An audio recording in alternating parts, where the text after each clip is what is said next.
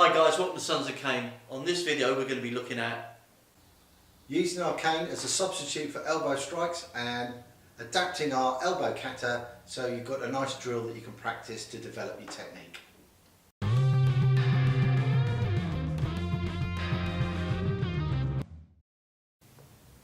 Don't forget to subscribe for videos each week and push the notification bell, which will give you an email when we post new content. New content is posted on a Wednesday and a Saturday. This is a very simple form and it just gives you the range of motion for elbow strikes it can use. We were taught one way, we've adapted to suit our style, so as with all things, please change it to suit. What I'm going to do is do it side on so you get a better idea of what's happening. So, from standing position, I'm going to step back with my right leg and I'm going to do a rear elbow. My palm is up. I then go to high reverse elbow, but you'll notice my palm is now down. If I try and keep palm up, it won't work. Then I'm going to bring my weight down, bring it arcing over, and it's a downward elbow. Right, this is where we've changed it slightly. We're actually going to spin into the next elbow. Then we're going to come up. So this will be a rising elbow. Then this is an oblique angle coming down, a rising elbow up, into a side elbow, a round elbow, and then we finish off with the down elbow. And with all things, do it on one side, we're going to do it on the other, so you can see both sets of angles. So it'll be reverse, high reverse, round, spin, up, oblique, up, side, round, down. And that would be the finish. Depending on how you're holding the cane, you can either use the crook end, the tip end, or the shaft. For this, I'm just going to use a standard walking grip, top of the shaft, just below the crook of the cane. So I'm going to be going through. You'll notice my palm is still down. As it comes higher, it's gone to a palm up position, rotating down, so this will be a downward strike to the head or the top of the chest. Spin through to here. So this is a very, very strong move. So it's a very powerful move. Striking up, then this oblique angle, up under the chin, round, side, and striking down. So to practice this, what we sometimes do is we put body armour on and a head guard so we can get some contact, but for the context of this I'm going to use a small strike shield. So reverse, in, through. As it's coming through. If you want, grab hold of the end of the cane with your other hand so you can get some more power and stability. When you hit something, you'll notice the cane moves more. So to practice, there's nothing wrong with grabbing with both hands. It may be you need your second cane for stability, but if not, this will give you a little bit more power. Striking through again, palm position's changed, then the pad's going to come up, so I can be striking down on here. So Dan puts the pad down to his side for a second. So I'm looking at striking here, here or here, and bringing this down, and I have a lot of target areas. People always go for the head, and we always say avoid that unless it's really necessary to do so. But if Dan faces here a bit, if you follow this line here, so in line with his nipple, and I drag the cane down it, he's not happy. So if I'm striking onto the top of his chest, it's a very unpleasant reaction. So if Dan comes around to the front, so it's going to have the pad slightly to the side, so from here, I'm just sliding my foot round and bringing this through.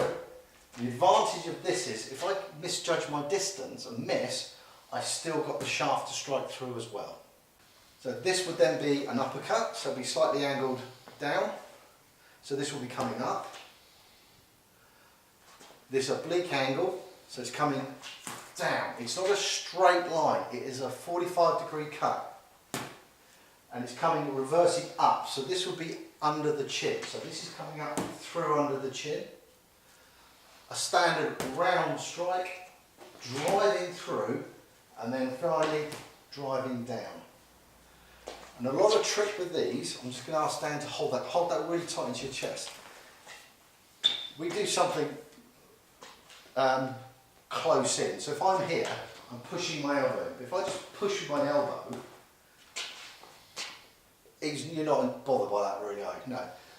But what I am going to do is drop my weight into it. So if I'm here, I'm just going to drop my weight into my elbow. I'm not using my arm, it's my body weight being concentrated down.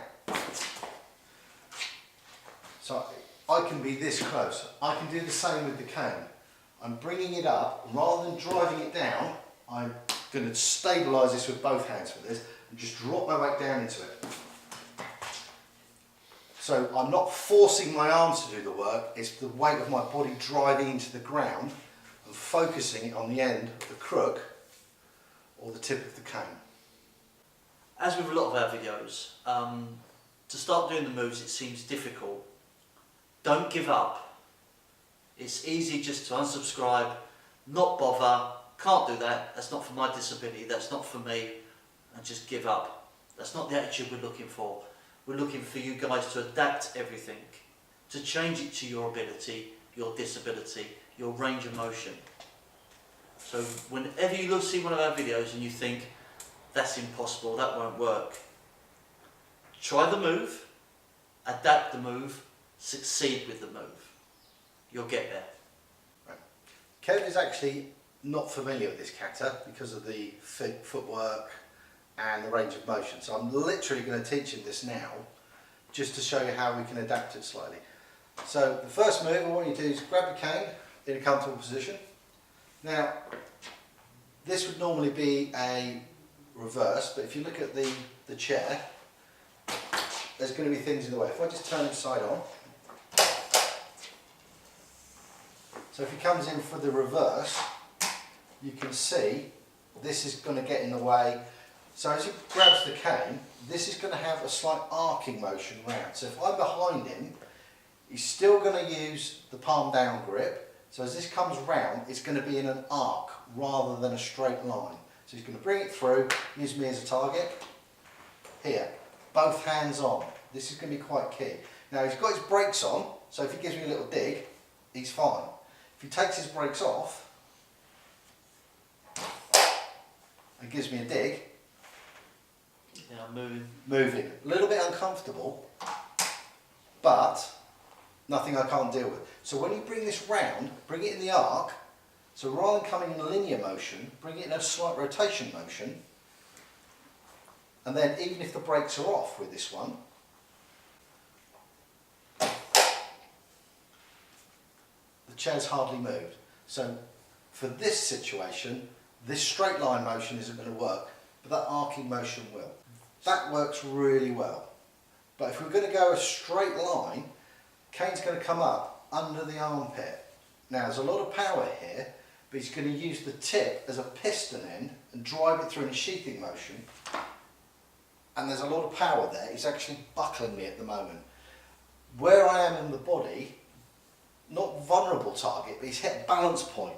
Now I'm quite vulnerable, so whatever he decides to do next is going to be a bit more effective. I think with this, Chris, having your arm over the top to guide will also help give a bit more accuracy and stop it from sliding off you, because it's with the arm out, it's going to go anywhere. So this will be good for keeping control. And if you do slip to the side, rotate the crook slightly and bring it back, because then you've got a nice technique here. So the next move will be this big arcing strike, doing a hammer strike to somebody's head. So no chance. But if you lead with the crook, so you can do this strike. If he's got the grip at the other end and has the crook facing down one-handed and just does that big sweeping motion, and then if he brings it round to the outside, and then you can, from this position, do the sweeping motion from this side. So you're better off with a shaft strike rather than a crook strike with that motion. The next bit would be that turning elbow strike, which in a chair I would not do. because you're voluntarily spinning away from your opponent. So the motion will actually come through from here to here. So from that position, if he's standing with his standard grip, the strike would come through from this side to this side, or from this side to this side. So it's this arcing motion again. Great thing about the cane, I can lift, come over the back of the head, strike through that way. If they're closer in, then you just change cane hands. It's not going to take much pressure with a cane to give you a nasty whack on the head. Yep. If he's there, he's holding the cane like that. From here to here is a very short distance. It will all depend on your situation and the variables. So practice both ways. The next one is this elbow rising up under the chin. So as you know, Kev has the cane usually between his feet. Yeah. Nice and natural. If I'm here, I'm pretty much asking for it really.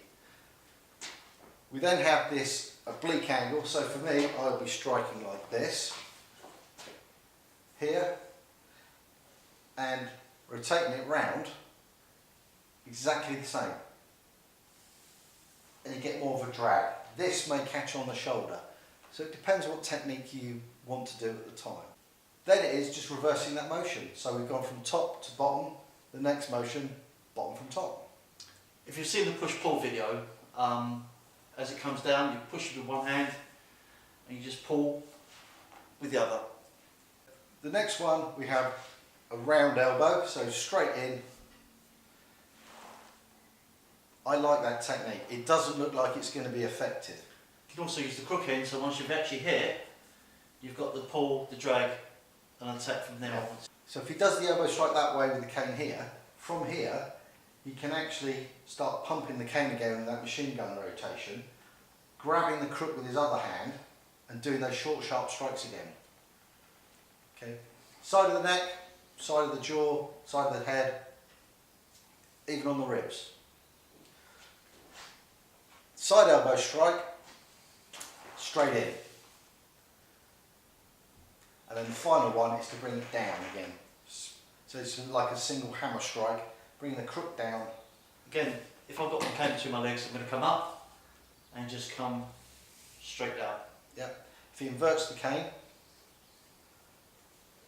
again, straight through. But in a chair, that's actually more of a risky proposition for you. So that would be like your second or third technique, not your first technique. Thanks for watching, guys. We hope you like this video. Leave us a comment down below. Smash that like button. Please subscribe if you haven't done so already. Don't forget caring and sharing.